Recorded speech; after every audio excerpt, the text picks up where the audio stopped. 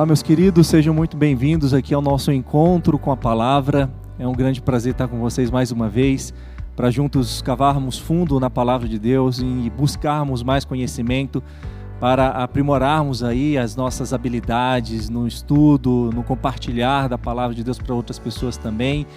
E nós estamos aqui na companhia da professora Dionice, professor Jefferson. Uma alegria tê-los aqui conosco para comentar um pouco dessa lição, da lição dessa semana. Tenho certeza que vai ser uma grande bênção para todos nós. Convidamos a todos nesse momento, em atitude de reverência, fecharmos os nossos olhos. A professora Dionice fará a nossa oração inicial.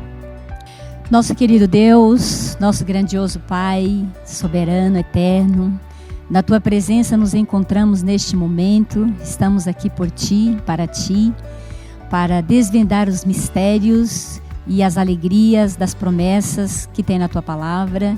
E obrigada por essas pessoas tão maravilhosas, esses Teus filhos que estão aqui para receber de Ti, e que elas sejam saciadas da Tua presença, da Tua sabedoria, do Teu amor, da Tua graça, e que juntos nós estejamos com o nosso coração ligado ao coração de Jesus para recebermos a alegria e a satisfação de conhecer cada vez mais esse Deus maravilhoso que nós temos. Abençoa o nosso estudo da Tua palavra, abençoa aqui as pessoas que estão assistindo, que os lares onde elas estão, o trabalho, ou qualquer lugar onde elas estejam, possam estar na Tua companhia. Obrigada por tudo, que o Teu santo e poderoso Espírito esteja conosco, nos dando sabedoria, nos dando discernimento e nos ensinando como falar da Tua palavra para a honra e para a glória do Teu nome. Tudo isso nós te agradecemos desde já em nome e por amor de Jesus. Amém. Amém. Muito obrigado, professora, pela oração. Bom, amados, nosso desafio é estudarmos e recapitularmos aqui a lição 8 desse trimestre, um trimestre importante, último trimestre do ano, falando da vida, morte e eternidade. Já estamos na lição 8. Já certamente aqui fomos ricamente abençoados pelas lições anteriores, tanto conhecimento, tanta clareza aqui que a palavra de Deus traz para a gente. Se nós buscarmos, encontraremos sim as verdades que Deus quis revelar para todos nós. Então estamos na lição 8, a esperança do Novo Testamento. Até aqui a gente viu um pouco do que o Antigo Testamento fala para a gente, das promessas e tudo relacionado a essa questão da morte, da ressurreição, da eternidade. O Antigo Testamento, o personagem central é a pessoa de Jesus Cristo, o Messias prometido, e nós encontramos várias referências à pessoa de Jesus ali, o Messias que viria, e ele veio, e mesmo no Antigo Testamento já tínhamos referência da segunda vinda de Jesus Cristo, quando ele voltaria para dar recompensa para os seus fiéis, a ressurreição para aqueles que estarão mortos por ocasião da sua segunda vinda. E nós então agora iremos para o Novo Testamento, e nós iremos encontrar que no Novo Testamento temos a pessoa de Jesus Cristo como centro também. Ou seja, se você pega a Bíblia do Antigo e do Novo Testamento, o personagem principal é Jesus Cristo. E os apóstolos falaram sobre isso, né? E nós temos várias referências aqui, então nós iremos estudar isso, sobre o que o Novo Testamento nos fala dessa esperança. A esperança da volta de Jesus, e na volta de Jesus a ressurreição para vivermos eternamente. Nós temos o texto chave da lição dessa semana, o verso para memorizar, 1 João capítulo 5, verso 11 e 12, que diz: o testemunho é este, que Deus nos deu a vida eterna, e esta vida está no seu Filho. Quem tem o Filho tem a vida. Quem não tem o Filho de Deus não tem a vida. Simples, né? Simples, direto, objetivo, não tem aqui nenhuma questão que está por trás, alguma mensagem subliminar. É uma mensagem clara, direta, objetiva, simples, e dá para entender o que está escrito aqui. Quem tem o Filho tem a vida. Quem não tem o Filho, não tem a vida. E é isso que os evangelhos e todas as cartas do Novo Testamento vai tentar nos ensinar. Vai nos mostrar isso. O Jesus Cristo é a vida. É o pão da vida. É o que nós iremos abordar aqui ao longo, então, dessa lição. Pois não, professora Dionísia? O nosso tema hoje, como o pastor disse, né, são 2 pontos assim, extremamente importantes. É a volta de Jesus e a ressurreição. Porque quando a gente fala sobre a vida, e o pastor acabou de dizer que a vida está em Jesus, João também diz que só há um nome debaixo da terra, aqui debaixo do sol, pelo qual nós devamos ser salvos. Salvos de quê? Perdidos por quê? Sem esperança por quê? Tanto que a nossa lição de hoje é a esperança no Novo Testamento.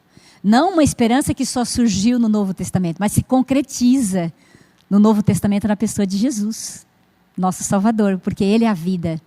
Né? Ele disse, eu vim para que tenham vida e a tenha em abundância. Estamos falando de vida eterna, né, pastor? A vida que não acaba nunca, né? E olha, a gente que tem só essa vida aqui, não temos uma ideia do que seja isso, né? Porque nós estamos dentro de um contexto assim, de morte, de desgraça, de dor, de sofrimento, e talvez a gente fique preso nisso e perca de vista essa promessa aqui que nós devemos nos agarrar, dessa vida plena, vida abundante e uma vida eterna. Não se agarrar nessa, porque essa é passageira, é cheia de dores, de sofrimento, de tantos problemas, mas é como diz, a esperança faz você viver.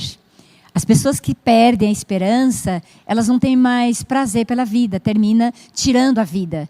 E quando você tem esperança, quando você tem fé em algo ou em alguma coisa, isso transforma a tua vida. Pesquisas feitas, né, nos Estados Unidos fizeram com pessoas em hospitais, pessoas doentes, separaram o grupo, né, de pessoas que tinham fé, que acreditavam, e pessoas que não tinham, no mesmo estado de saúde, mesmos problemas, e foi avaliada essas pessoas. Aquelas que tinham fé, que tinham esperança, elas se recuperaram mais rápido e saíram mais rápido do hospital. Então, esperança é o que a Bíblia traz para nós hoje. E olha que não é uma esperança qualquer não, né? É esperança de eternidade, vida eterna. E não é eterna com sofrimento, como a gente vive aqui, os problemas, a dificuldade. É eterna, mas em pleno gozo e alegria. Tem coisa melhor, pastor, para a gente pensar? Tem coisa melhor para acender a nossa alegria do que isso, né? A lição, ela tem até aqui uma citação de um historiador grego, Heródoto. Ele escreveu sobre uma tribo que, quando alguém nascia, eles começavam um período de luto. Bem interessante aqui essa citação dele, porque luto normalmente a gente faz quando alguém morre, né? E não quando alguém nasce. Mas por que eles faziam isso? E eles começavam a vida daquela pessoa passando por um luto já. Porque eles previam o sofrimento daquela pessoa. Pela experiência de vida que a gente já tem aqui, porque a gente sabe, né? As coisas são difíceis. Eu, um dia desses, estava com meu filho num parque, levei ele no dia da minha folga, e brincando com ele ali, eu comecei a imaginar exatamente isso. E quando eu li essa citação, eu pensei, nossa, era aquilo que eu estava pensando naquele momento. O que eu estava pensando? Eu estava pensando, meu Deus, tão inocente. Na época que eu levei ele, 4 anos ele tinha. Tão inocente, tadinho, meu Deus, ele vai sofrer tanto na vida ainda. Vai passar por tantas decepções. Quanto mais a gente vive, já sabe o que vem pela frente. Exatamente, né? A gente sabe. E é isso que essa tribo aqui, né, eles faziam, já passavam por um luto ali. Pensando nisso, nós temos aqui, dentro dessa esperança além desta vida, que é a lição de domingo, nós temos uma citação aqui do apóstolo Paulo em 1 Coríntios, no capítulo 15, e eu vou ler aqui a partir do verso 12. E depois desse texto, eu quero fazer uma pergunta para a professora Dionísia aqui. O texto bíblico diz o seguinte: ora, se é corrente pregar-se que Cristo ressuscitou dentre os mortos, como, pois, afirmam alguns dentre vós que não há ressurreição de mortos? E se não há ressurreição de mortos, então Cristo não ressuscitou. E se Cristo não ressuscitou, é vã a nossa fé, a nossa pregação, e vã a vossa fé. E somente tidos por falsas testemunhas de Deus, porque temos asseverado contra Deus que Ele ressuscitou a Cristo, ao qual Ele não ressuscitou, se é certo que os mortos não ressuscitam. Porque se os mortos não ressuscitam, também Cristo não ressuscitou. E se Cristo não ressuscitou, é vã a vossa fé, e ainda permaneceis nos vossos pecados. E ainda mais, os que dormiam em Cristo pereceram. Se a nossa esperança em Cristo se limita apenas a esta vida, somos os mais infelizes de todos os homens. Baseado nesse texto, professora Dionísia, no texto de Paulo, qual que é a relação entre a ressurreição de Cristo e a esperança de nossa própria ressurreição? O apóstolo Paulo, nesse texto aqui, nessa situação, ele estava lidando com heresias. Ele estava lidando com pessoas que estavam querendo tirar a fé e a esperança dos cristãos, colocando ideias errôneas a respeito de Deus, a respeito de Cristo, dizendo que Jesus não tinha ressuscitado. E aí para nós fica claro, se Jesus não ressuscitou, não há esperança, porque nós sabemos que ele morreu, e se ele não saiu do túmulo, então não há esperança para nós. Então, se nós acreditamos, e a Bíblia é enfática em dizer que Jesus ressuscitou, ele é as primícias dos que dormem, então nós temos a esperança também que a vida continua para nós através da ressurreição. A morte é um tempo de espera, né, de descanso, e aí a vida está nele, e se ele ressuscitou, nós também ressuscitaremos. A vida continua para nós dessa forma, apesar de um tempo de espera, mas ela já está garantida, porque Jesus ressuscitou e ele nos deixou isso bem claro na sua palavra, e é essa esperança que nos mantém também. Não importa, né, se vamos viver 1 ano, se vamos viver 2, 10, 20, 80 anos, né, no fechar de olhos nós descansamos, e no abrir de olhos, como se não existisse esse tempo de espera, nós ressurgimos para a vida. Isso é maravilhoso, porque é como se fosse assim, num segundo, num minuto. Por isso que Jesus disse, eu sou a ressurreição e a vida. Aquele que crê em mim, ainda que esteja morto, viverá. E quem crê em mim, nunca morrerá eternamente. Está vivo, nunca morrerá eternamente. O princípio da vida está exatamente nisso. Isso é fantástico, é maravilhoso. E trazendo para hoje, pastor, o que acontece nos tempos atuais? É um questionamento igual lá atrás, que como Cristo nem tem existido, né? E se ele não existiu, ele não ressuscitou. E a vida, ela se torna algo começo, meio e fim. Né? Aí você pode fazer o que você quiser, não é verdade? Aí você faz sentido. Né? Aí você não precisa se preocupar com nada, né? Você não vai ter um julgamento.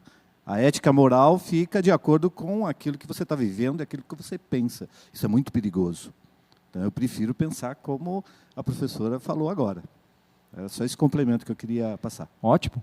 Porque, infelizmente, na prática, no dia a dia, o que a gente vê na vida de muitas pessoas, é como se isso, de fato, não fosse verdade.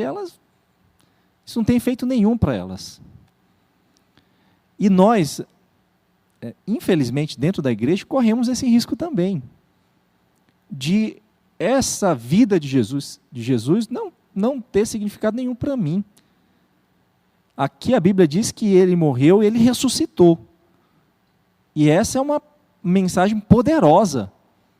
Que quando eu entendo, assimilo isso, compreendo isso, eu não posso viver de uma outra forma, a não ser, como a professora Dionísia já descreveu aqui, essa alegria, essa esperança, essa certeza de que daqui a pouco isso vai passar. Porque a gente não tem essa noção da eternidade, só Deus é eterno. Coisa que nunca acaba. Coisa que nunca acaba. Mas Boa. eu vou fazer, ano que vem só, 40 anos, apesar de parecer que eu tenho 20, né? As pessoas dizem isso. Tá no formal. Mas eu vou fazer quase 40 anos. E eu olho assim, nossa, já foi bastante tempo. 40 anos, a gente pensa, não, já foi um tempo considerável, assim. Então, a gente não tem noção do que é viver 1000 anos. Do que é viver 2000 anos. Os habitantes da Terra, alguns conseguiram viver, Matusalém, 969 anos. É o mais velho. Eu estou quase chegando nos 40, não sei se eu chegaria. Quase 40 eu acho que sim, já vivi bastante. Mas isso que ele tem para nós, o que ele conquistou é eterno, gente. Não podemos viver da mesma forma. O escritor bíblico tem um texto bonito que fala assim, Deus pôs no nosso coração a eternidade. Gente, esse sonho, a gente compara isso, essas promessas lindas de Deus, com o nosso dia a dia, nos eventos do dia a dia. Se você namora, Você tem a expectativa que vai ficar noivo, vai casar, vai ser feliz, você está sempre naquela esperança. Se você estuda, por mais difícil que seja o estudo, né, o sofrimento, a luta, você vai se formar, vai ganhar dinheiro, né, vai ter conhecimento, aquilo ali te impulsiona também para a vida. E assim em todos os aspectos. Se você trabalha, eu vou ganhar meu dinheiro. O trabalho é duro, é suado, eu vou ganhar meu dinheiro. Mas a gente sabe que tudo isso passa, acaba, e junto com esses sonhos que nós temos aqui, a vida vai indo também. Você falou, né? A gente vive muito pouco e temos pressa. Por que às vezes, eu entendo, por que às vezes nós não entendemos as propostas de Deus para nós? Porque para nós a vida é acelerada, ela é rápida. Para Deus o tempo é eternidade. Tem coisa que a gente diz para Deus assim, Senhor, tem que ser hoje, porque se não for hoje não dá. E a gente imagina Jesus falando assim, calma, temos uma eternidade pela frente. Para mim nada é impossível, nem a morte. Deus tirou pessoas dos túmulos, quando era propósito dele que elas vivessem mais. Então a gente vive numa vida acelerada, preocupada, com medo de tudo, porque a gente olha para a nossa realidade. Vamos envelhecendo, vamos acabando, as coisas vão mudando, nada fica para sempre. Mas eu acho que quando nós colocamos o foco, que é naquela vida que não acaba nunca, dá para a gente levar qualquer coisa aqui, né? A morte não é o fim. Para aqueles que estão em Cristo Jesus. Jesus é a vida, é o texto que a gente leu no início. A morte não é o fim. Na verdade, essa pausa é o que a gente está estudando. A esperança além da vida, a esperança além além deste momento, desse breve momento que nós estamos aqui. Professor Jefferson, nós temos uma das mais belas promessas da palavra de Deus em João capítulo 14, dos versos 1 a 3, que eu vou ler aqui. Diz assim: não se turbe o vosso coração, credes em Deus, crede também em mim. Na casa de meu pai há muitas moradas, se assim não fora, eu vou-lo teria dito. Pois vou preparar-vos lugar, e quando eu for e vos preparar lugar, voltarei e vos receberei para mim mesmo, para que onde eu estou, estejais vós também. Jesus fez essa promessa há quase 2000 anos atrás. Já passou um pouquinho de tempo já, né? E desde que Jesus ele prometeu isso, muitas pessoas têm escarnecido dessa promessa, têm dito que ele está demorando e que já se passaram tanto tempo assim e ele não voltou. Como nós podemos ajudar as pessoas, professor Jefferson, a ver que essa promessa ela ainda é relevante até mesmo para a nossa própria geração, a geração que a gente está vivendo hoje? Eu vou falar daquilo que eu sinto. Eu penso que é um egoísmo nosso a gente querer que Jesus volte amanhã, ou ontem, ou hoje, ou daqui a 2, 3 dias. O tempo é de Deus. Né? Que bom que Ele está dando esse tempo para a humanidade, é importante para nós. Foram 3 anos e meio que Ele falou tudo isso. Já se passaram 2000 anos. E a promessa está viva.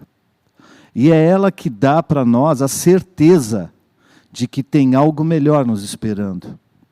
Deus, Ele tem uma dinâmica somente dele, nós não conhecemos, nós perdemos isso no Éden. Né? Mas a gente crê nisso. Essa é a diferença. Então, que bom que a vida permanece aqui. Que bom que Deus continua transbordando o seu amor, a sua justiça e a sua misericórdia para a terra, proporcionando mais vida para que nenhum se perca. Se tivesse voltado há 30 anos atrás, eu não tinha a Anne e o Gabriel para eles participarem e pertencerem à criação, porque é um sentimento de pertencimento. Então deixa Deus fazer isso, confia no que Ele está fazendo e tenha esse sentimento de pertencimento, como a Dionísio falou agora, recentemente, essa bênção que tem no nosso coração de eternidade, ela que nos dá esperança. Viva com os olhos totalmente voltados para aquilo que Deus está preparando. Eu sonho com esse lar que Ele está fazendo lá. Ah, Jefferson, mas você se considera uma pessoa salva? Sim.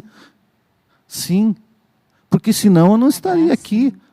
Não estaria na igreja, não estaria... e para terminar, pastor, não é... Jesus falou assim, eu sou o quê? A verdade que mais? A verdade, Caminho. Sou o caminho, caminho, a e o que verdade e a mais? vida. A Isso, vida. caminho, verdade e a vida. Tá? Eu quero fazer esse caminho. Amém.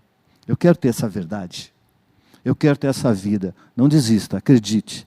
Porque Deus vai colocar no teu coração todas as respostas que você precisa para seguir em frente e sempre com o objetivo e esperança de que Ele virá outra vez. Eu penso assim. Ele falou algo interessante, ele falou, Deus tem sua dinâmica. Quando a gente vai para a Bíblia, né, vê lá no Velho Testamento, fala assim, a gente fica imaginando a vida daquelas pessoas aguardando o Messias. Desde a promessa lá do Éden, né, que viria, né, o Salvador do mundo, durante gerações, séculos, as pessoas esperaram, aguardaram, sonharam. Jesus mesmo disse, né, muitos dos patriarcas do profeta, gostaria de ver esse dia que vocês estão vendo que sou eu aqui. E a Bíblia fala assim, na plenitude do tempo, Deus enviou o seu Filho. Ele tem o tempo. Agora, pensa uma outra coisa também. Quando você pensar que Jesus está demorando, pensa na longanimidade de Deus e pensa na gente também. Quantas vezes você deu chance para um cônjuge mudar? Quantas vezes você deu chance para um filho fazer diferente? Um amigo mudar de atitude? Quantas vezes você insistiu com alguém para conhecer o Evangelho, conhecer Jesus? Agora, imagina Deus, o Pai de amor. Ele não tem amor, Ele é o amor. Eu fico imaginando que o coração de Deus toda hora, Ele tem que voltar, Ele precisa voltar para aqueles que estão aguardando, mas o coração dele está apertado e aqueles que estão perdidos. O que eu faço com eles? Então, eu acredito que Deus ele vai esperar até o último momento de oportunidade, mas é claro que Deus tem um tempo. No tempo de Deus, independente das escolhas que as pessoas fizerem, Ele vai voltar. Mas essa promessa, ela enche o nosso coração de esperança, porque eu sempre digo para meus alunos, né? Eu falo assim, olha, Jesus prometeu que vai voltar. E eu não acredito que Deus fizesse uma promessa que Ele não possa cumprir. Ele é real, ele faz promessa que ele... Então, ele vai voltar. Então, gente, vamos nos preparar, porque esse encontro está marcado já. Né? Quem prometeu é fiel. Amém. Tem uma... Dentro dessa questão aqui que a gente está falando, uma coisa para a gente, quem sabe aqui, aprender, quem ainda não aprendeu. Nós não estamos... Presta atenção no que eu vou falar aqui, talvez... Como assim, pastor? Nós não estamos aguardando Jesus voltar há quase 2000 anos. Nós estamos aguardando Jesus voltar o tempo da minha vida. Do tempo que eu aceitei essa mensagem. Você está quase 40 e eu anos estou só, me né? preparando para isso. É esse o tempo que eu estou aguardando Jesus voltar. Eu não tenho 2000 anos. Cada um tem uma história, né? Eu não tenho 2000 anos de vida. E eu não estou há 2000 anos aguardando Jesus voltar. Eu só tenho essa vida. Na perspectiva bíblica, é por isso que aqui a questão da volta dele é breve. Porque a minha vida é curta. E eu não tenho uma outra vida. Aí entra a questão da morte aqui, mais uma vez. E o que é a morte? A morte é um estado que a gente se encontrará, nós que estamos vivos, é claro, aqueles que já estão mortos, eles estão num estado de, momentaneamente, inexistência. Inexistência. Eles não estão aguardando Jesus há 2000 anos, porque esse período que eles estão mortos, eles não existem. Não há um ser que saiu do corpo deles, uma alma que está vagando por aí, que é imortal. Aí sim a imortalidade da alma faria sentido, porque aí a gente está aguardando nós estamos aguardando há 2000 anos, há 3000 anos, há 4000 anos, desde que eu passei a existir, mas essa não é a realidade bíblica. Quando eu morro, eu deixo de existir, momentaneamente. E por isso que é no abrir e fechar de olhos. Porque quando eu ressuscitar na volta de Jesus, aí eu vou continuar essa breve vida que eu tive, mas agora, se eu, claro, aceitei a Jesus Cristo, mas agora para viver eternamente. Aí sim uma vida imortal. Então, para que a gente não esqueça disso. Jesus está demorando? Não está demorando. Por quê? Porque eu só tenho esse momento agora. É por isso que a gente fala às vezes assim, quando a pessoa morre, Jesus já voltou para aquela pessoa. Por quê? Porque acabou, não há mais possibilidade pós-morte daquela pessoa, uma alma dela se converter, porque não existe alma. Ali já selou, ela está aguardando o momento da manifestação de Jesus Cristo para receber o seu galardão, a sua recompensa, a vida eterna ou a morte eterna. Certo? Bem, avançando aqui, amados, vamos ali para terça-feira. Nós temos o título Eu o ressuscitarei. Professora Dionísio, nós temos uma sessão longa aqui do Evangelho de João, capítulo 6. A gente não vai ler todos os versos, mas está dentro do contexto ali. Jesus Cristo fez a multiplicação dos pães e peixes, e as pessoas queriam proclamá-lo como rei, como o Salvador na perspectiva deles, o Salvador terreno, o rei terreno, mundano, para tirar eles daquela opressão. E eles seguiam Jesus com esse objetivo, eles tinham esse desejo, uma busca egoísta, né? Muitas vezes a gente também cai nessa busca egoísta de Deus. Vem à igreja porque a gente está precisando de uma coisa que a gente precisa resolver dentro de casa, financeiramente. A gente tem que tomar cuidado com isso. Mas Jesus, ele faz essa multiplicação dos pães e peixes, depois ele anda por sobre o mar, e aí quando ele tem o próximo encontro com essa multidão, seus discípulos estavam ali, Jesus começa a ensinar algumas coisas assim, bem interessantes, importantes e impactantes também. Especialmente para os judeus, os fariseus da época, não compreenderam as palavras de Jesus. E eu tenho pelo menos aqui alguns versos, eu quero ler aqui o verso 40. O verso 40 diz assim: de fato, capítulo 6 do Evangelho de João, de fato a vontade de meu Pai é que todo homem que vir o Filho e nele crê tenha a vida eterna, e eu o ressuscitarei no último dia. O verso 44 diz: ninguém pode vir a mim se o Pai que me enviou não o trouxer, e eu o ressuscitarei no último dia. Nós temos o verso 47: em verdade vos digo, quem crê em mim tem a vida eterna. O verso 48: eu sou o pão da vida. E o verso 54: quem comer a minha carne e beber o meu sangue tem a vida eterna, e eu ressuscitarei no último dia. Professora, dentro desses textos bíblicos que a gente leu aqui, como que Jesus associou a dádiva da vida eterna com a ressurreição final dos justos? Aqui tem 3 conceitos básicos, né, interessantes que Jesus coloca nesse texto. Primeiro é quando ele se identifica com o pão que desceu do céu e que dá vida ao mundo. Então ele fala: a vida está em mim. Então é o primeiro ponto. Existe a solução, existe o alimento, existe a vida. Que alimento é símbolo de vida. Então, quando ele diz, eu sou o pão que desceu do céu, eu sou o alimento, então ali está. E o segundo ponto que a gente vê aí, Jesus colocar, é que ele explica que a vida eterna ela pode ser assegurada nele. Aquele que vem a mim. Então, não importa, por exemplo, se eu estou com fome, mas eu não vou até onde está a comida, não vai me adiantar nada. Eu posso estar olhando para a comida e posso morrer de fome, ali olhando para a comida. Então, o primeiro ponto é, existe a comida, existe a solução. Agora, eu preciso ir até. Eu preciso ir até Ele, que é a fonte da vida. Eu preciso querer ir em busca dEle. Ele coloca isso para a gente, né? E aí, finalmente, ele fala, né? Que vinculou o dom da imortalidade com a ressurreição final. E isso ele disse 3 vezes: eu ressuscitarei no último dia. Ou seja, a vida, apesar do pecado, apesar de que nós somos limitados, podemos ter esse tempo de espera, mas ela está garantida nele. Ele vai ressuscitar no último dia. Então ele fala de ressurreição. Ele deixa bem claro que é isso que acontece no final. Não importa se eu sou mau, se eu sou bom, o que eu sou, eu morri, eu durmo. Eu estou lá silenciosamente. Agora, é claro que eu tenho que estar lá silenciosamente assegurado nele, guardado nele. Eu ressuscitarei no último dia. Então, ele diz que essa é a vontade do Pai. E ele veio para isso, para ensinar, para alimentar, para preparar e para que no último dia ele ressuscite. Porque Jesus veio e trouxe a vida, mas ainda não era o tempo da restauração de todas as coisas. É tanto que depois que Jesus foi para o céu, nós continuamos aqui vivendo, morrendo, nascendo. A vida continua. Tem um programa até que ele volte. Mas a promessa é, no final está garantido, independente de qualquer coisa. Eu o ressuscitarei, né? E tem um texto, o verso 27, que é também bem interessante, porque a garantia dada pelo Pai, de que Jesus Cristo é sim esse caminho da vida. Ele diz assim: trabalhai não pela comida que perece, mas pela que subsiste para a vida eterna, a qual o Filho do Homem vos dará, porque Deus, o Pai, o confirmou com o seu selo.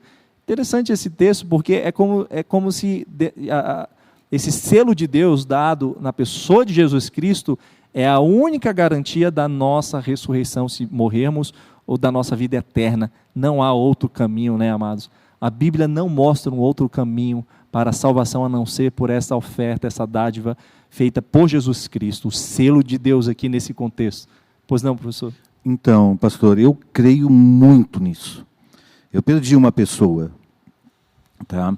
E o que eu creio? Ela está lá guardada por Deus.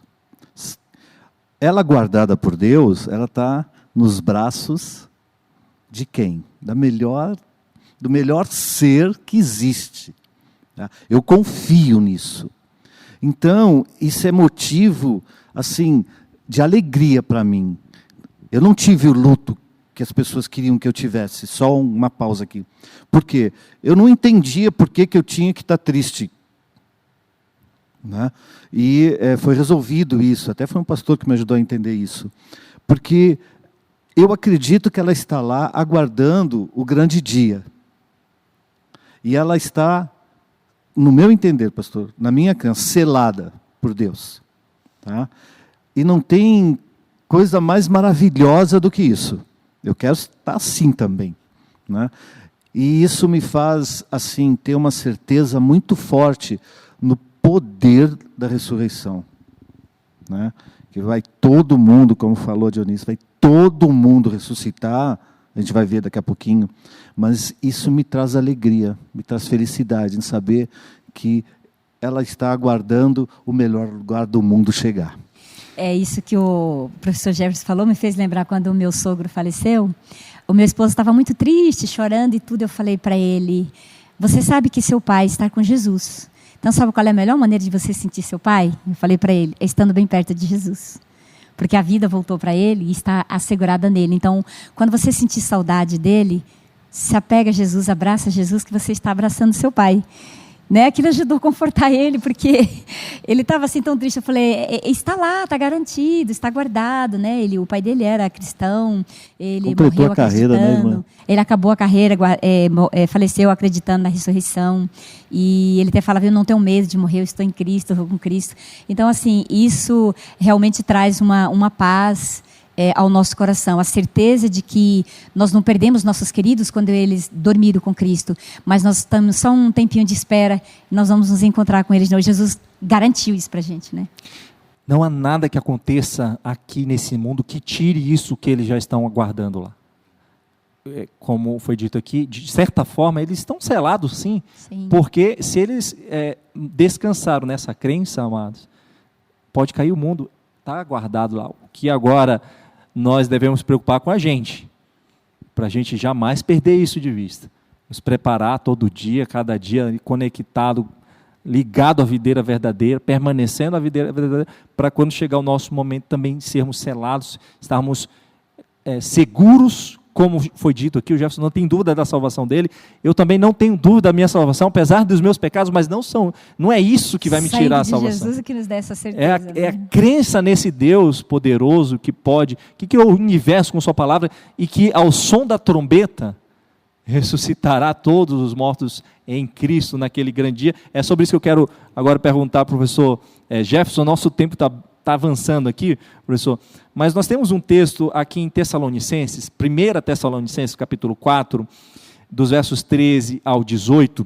Eu vou ler esse texto, mas eu quero ler essa citação aqui do Espírito de Profecia, porque essa citação aqui vai trazer para a gente o contexto do que estava acontecendo ali à igreja de Tessalônica, né?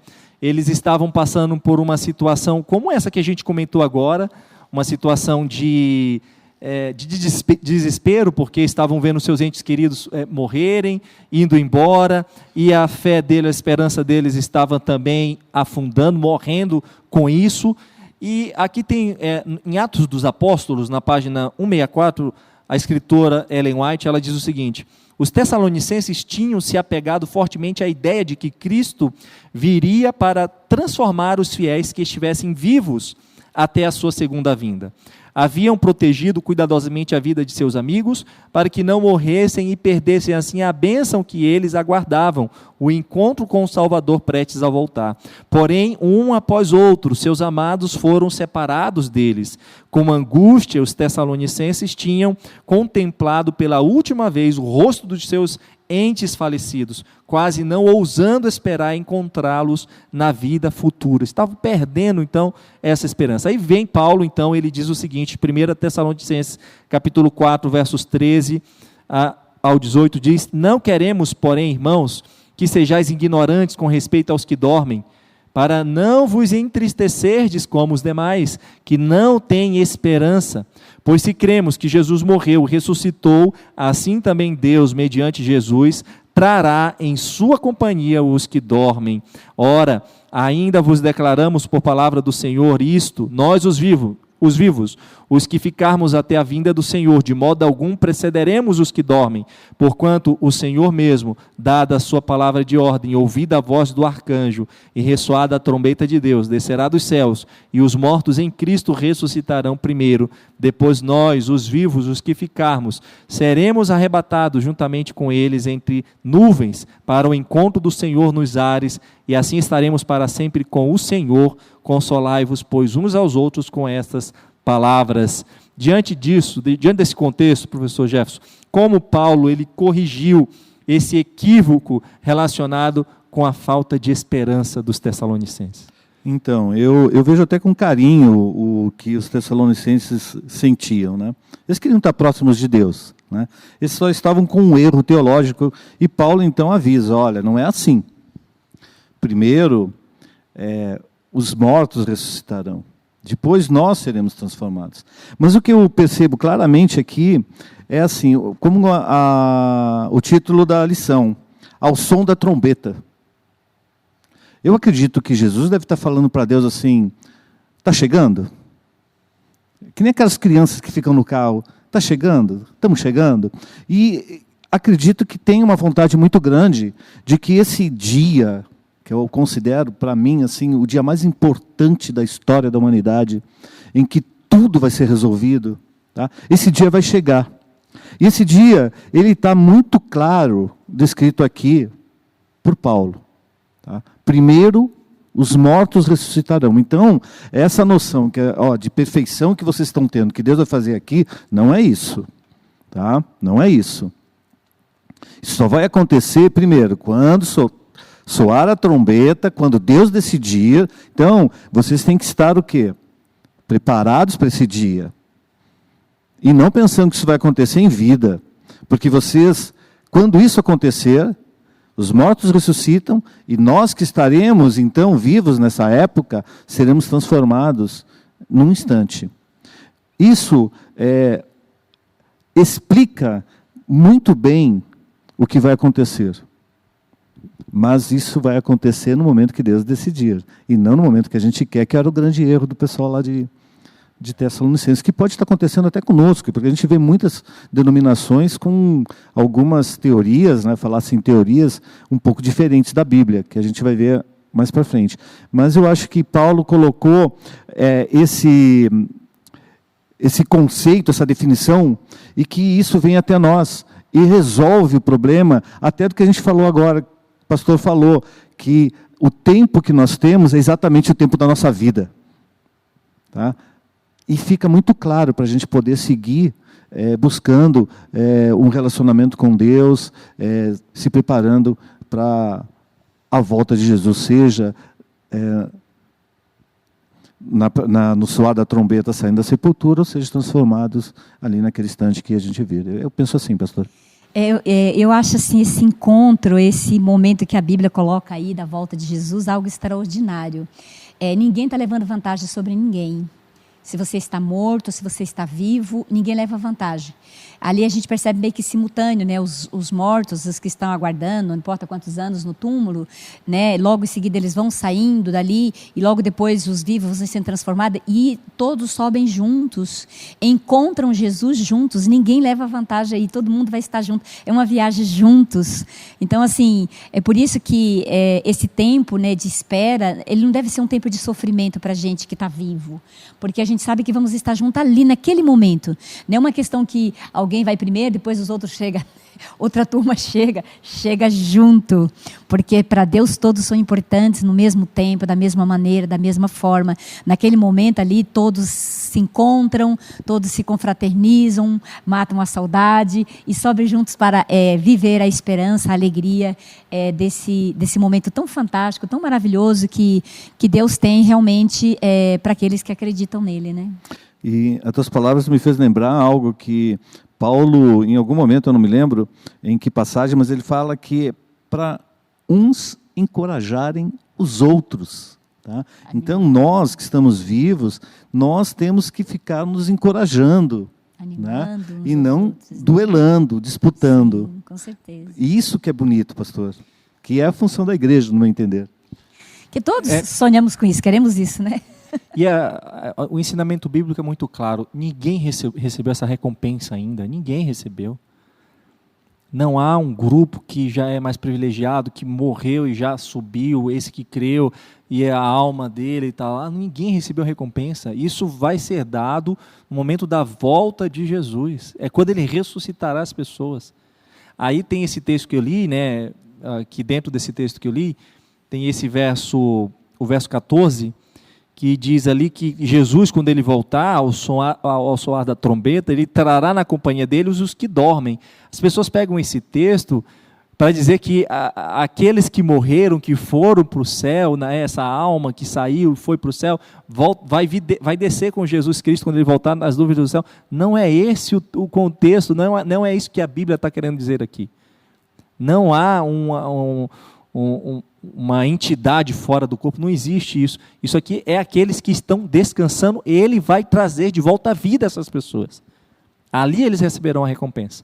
Nosso tempo já esgotou. Pastor, eu só queria falar só uma coisinha aí dessa que você está falando, é essa questão da ressurreição. A única doutrina da Bíblia que nós temos, biblicamente falando, é ressurreição. É a única maneira de voltar à vida, é ressurgir através do poder de Cristo. E é interessante porque lá no Apocalipse, o João, ele enfatiza essa questão da ressurreição quando ele diz que os salvos andarão de branco, eles comerão da árvore da vida. Está falando de pessoas, não está falando de espírito, de um ar, de uma sombra. Está falando de pessoas, falando de realidades da vida.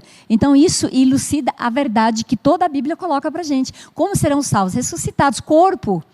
É muito legal isso, né? Quando a gente olha, está ali uma verdade muito clara. Tá. Né? E pastor, só para terminar, que o nosso tempo está muito avançado, não existe encontro secreto. Não existe isso.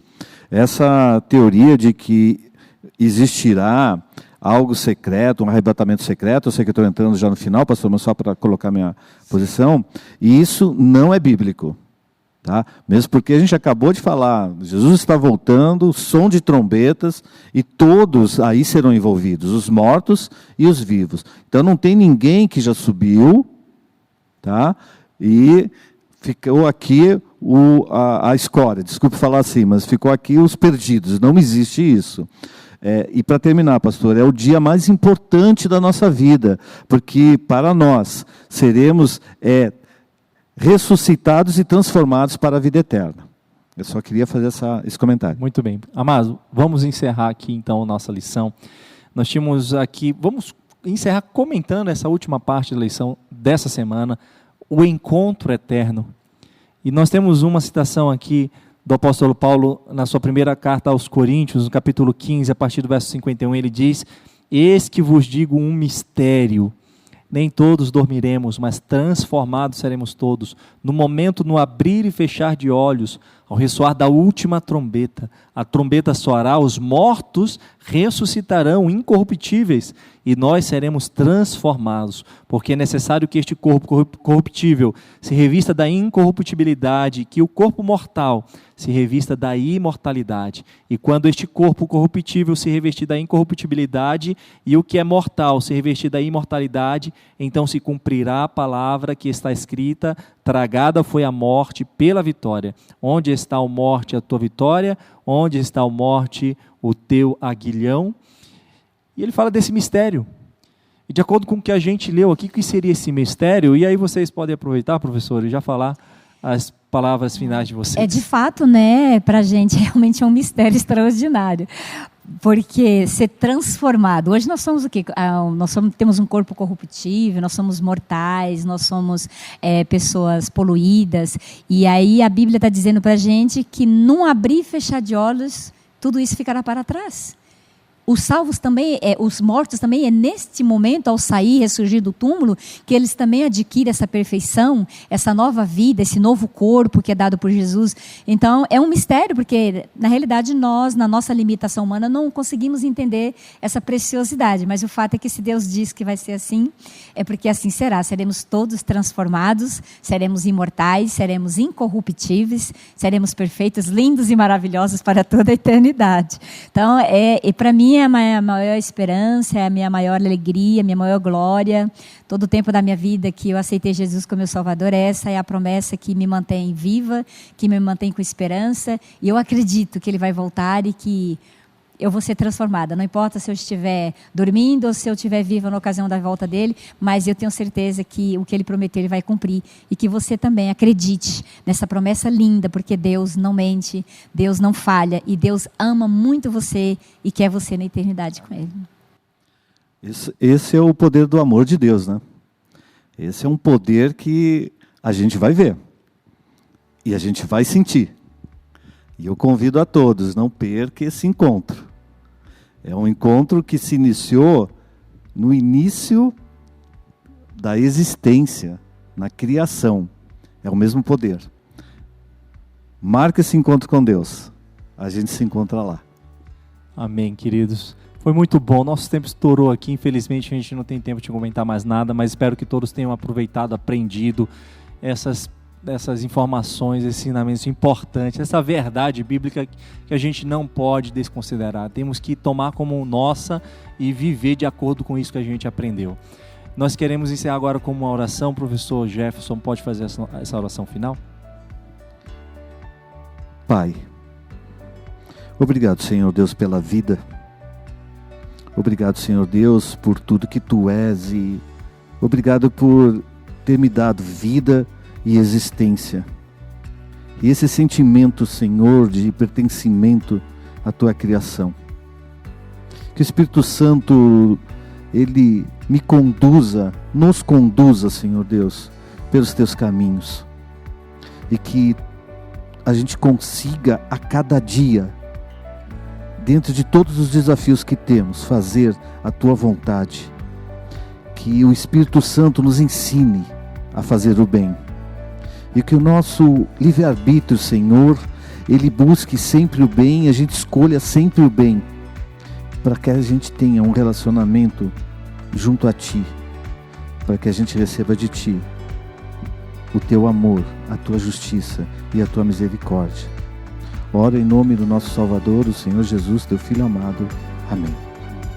Muito obrigado, professora Dionísio e professor Jefferson, pela presença de vocês aqui. Obrigado pela companhia também de vocês. Fiquem todos com Deus. Um forte abraço e até o nosso próximo encontro, se Ele assim nos permitir.